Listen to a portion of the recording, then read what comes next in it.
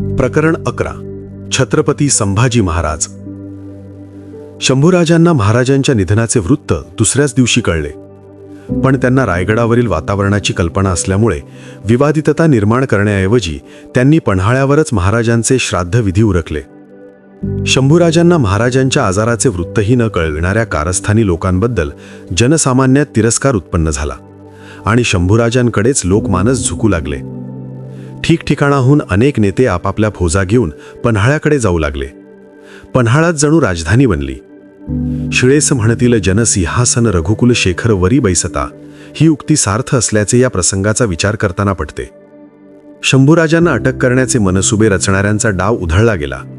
हंबीररावांनी अण्णाजी दत्तो, मोरोपंत, प्रल्हादपंत इत्यादींनाच अटक केली आणि शंभूराजांना प्रचंड सेनेसह, असंख्य पाठीराख्यांसह आणि या अटक केलेल्या श्रेष्ठींसह मोठ्या लवाजम्याने 18 जून 1680ला रायगडावर आणले. येताना कराड सातारा मार्गे शंभूराजे प्रतापगडावर आले. तेथील भवानी मातेचे दर्शन घेऊनच पुढे ते रायगडावर आले. सर्वत्र शंभूराजांचे स्वागत झाले.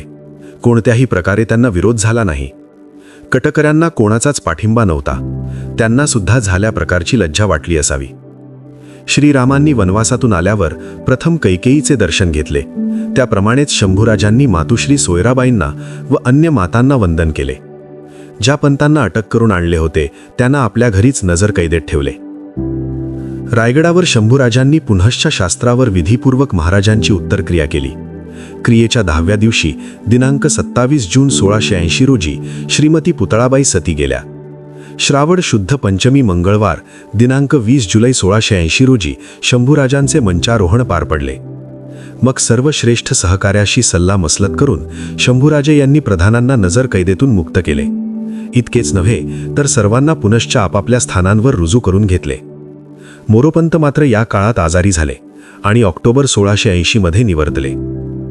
झाल्या गेलेल्या गोष्टी विसरून शंभूराजांनी राज्यकारभाराला प्रारंभ केला. ऑक्टोबर 1680च्या सुमारास त्यांचे अष्टप्रधान मंडळ जाहीर झाले. मोरोपंताच्या जागी त्यांचे चिरंजीव निळोपंत पेशवे झाले. अण्णाजी दत्तो अमात्य झाले. आबाजी सोनदेव सचिव पदावर आरूढ झाले. जनार्दनपंत हेणमंतेच डबीर राहिले. मोरेश्वर पंडितराव हेच पुढेही पंडितराव राहिले. दत्ताजी पंत वाकेनवीस मृत्यू पावले होते. त्यांच्या जागी त्यांचे चिरंजीव रामचंद्र दत्तो हे वाकेनवीस झाले.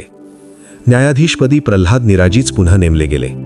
बाळाजी आवजी चिटणीस हेच पुढेही चिटणीस राहिले. 8 पैकी 6 मंत्री तेच राहिले आणि 2 मृत्यू पावल्याने त्यांच्या जागी त्यांचे पुत्र नेमले. शंभूराजांनी अत्यंत विचारीपणाने राज्यकारभारात स्थैर्य आणण्याची ही अपूर्व योजना केली. आपल्या विरुद्ध कट करणाऱ्यांचा सुद्धा राग धरला नाही.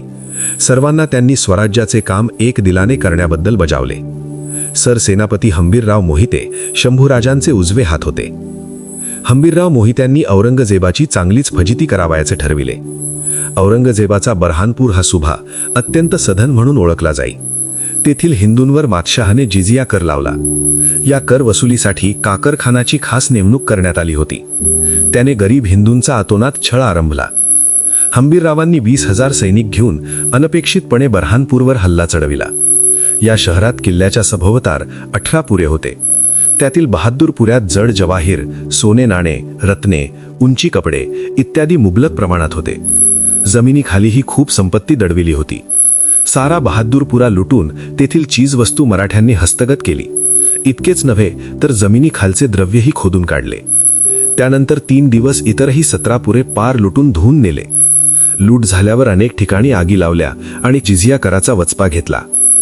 भयग्रस्त आणि संतप्त लोकांनी आणि मुल्ला मौलवींनी बादशहाला सारा वृत्तांत कळविला आणि सहाय्य करण्याची विनंती केली. सारे बरहानपूर शहर पार उद्ध्वस्त झाले होते. मात्र शहराच्या तटांमधून मराठ्यांना आत प्रवेश करता आला नाही. हा महान विजय मिळाल्यावरच शंभूराजांनी 16 जानेवारी 1680 माघ शुद्ध सप्तमी शके 1602 रोजी राज्याभिषेक करवून घेतला.